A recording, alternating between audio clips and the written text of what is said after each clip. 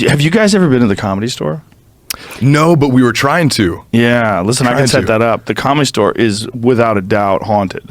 If there's a place that's haunted in the world, it's the Comedy Store, because it used to be a mob nightclub, and they've murdered people there.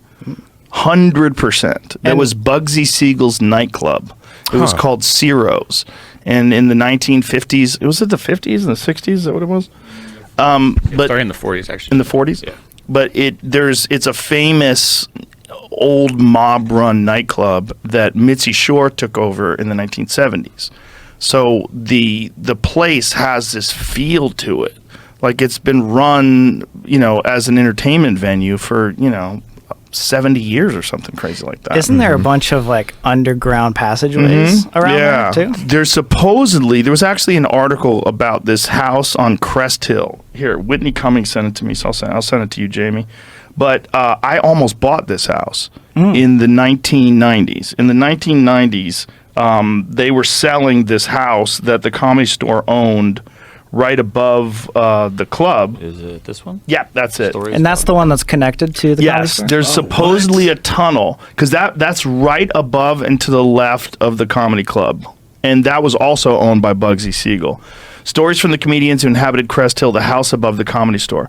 So that house was for sale. The Comedy Store was selling it. Mitzi was going to sell it. And but the problem is, if you go back to that photo, it's got like this tiny little bullshit yard. Like, that's the yard. And I have a dog. I had a dog back then too. And I was like, I don't want to leave my dog in this bullshit yard.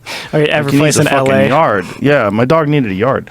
And also, it's just too weird to be that close to the Comedy Store. There were so many stalkers and freaks, and have people just showing up at your house, and you're just right on the boulevard, right? Yeah. So right, the Crest Hill's right off the boulevard, but it's right there. It's a 2-minute walk from Sunset. I've heard like comedians like Bobby Lee in the past say that they've had issues there. Like, people won't even work with them just based on the fact that he's worked there for so long.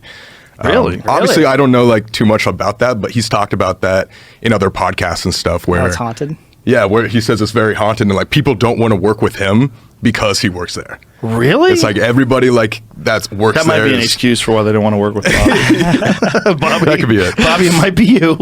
I've never heard anybody say that before. I can't work with you because you work at that haunted place. They just don't want to be like around that stuff. Well, there are 100% are people that have stories, including multiple comedians, multiple managers of the place, waitresses at the place. There's a lot of people that had stories of like seeing weird things and meeting people that weren't there. And have you ever had an experience like that? I tried. I went down in the basement one day by myself. And I walked into the main room by myself. Carl LeBeau, who recently passed away, Carl had the weirdest story.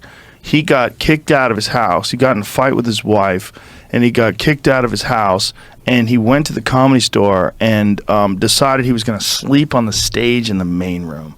And he's like, man, I'm gonna fucking make it. I'm sleeping on this stage. She's gonna kick me out of the house, but one day I'll fucking show you. And so like he's drunk and he lays down on the stage, and then he hears a door shut. And the Comedy Store main room is pitch black, right? So this is what it looks like. But that's only when the lights are on. So he's laying down and he hears a door shut, and he goes, "Hey, it's Carl. It's me, Carl. Who is that?" And then he doesn't hear shit. And then he hears chairs move, and he hears like clink, clink, clink, clink. Oh, God. And he's sitting there. He's going, what the fuck is going on? And something grabs his ankle and pulls him off the stage and onto the floor.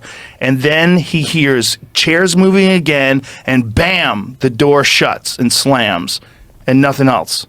There's no one in the room. He has no idea what the fuck happened, but he told that story on stage one night. It's like he set the tone, this like spooky lighting, and it was really cool. Wait, so he got pulled by his ankle off of the stage, so off the multiple stage, feet away. Yeah, something grabbed him. He didn't see anyone. But something grabbed his ankle and pulled him off the stage and onto the floor.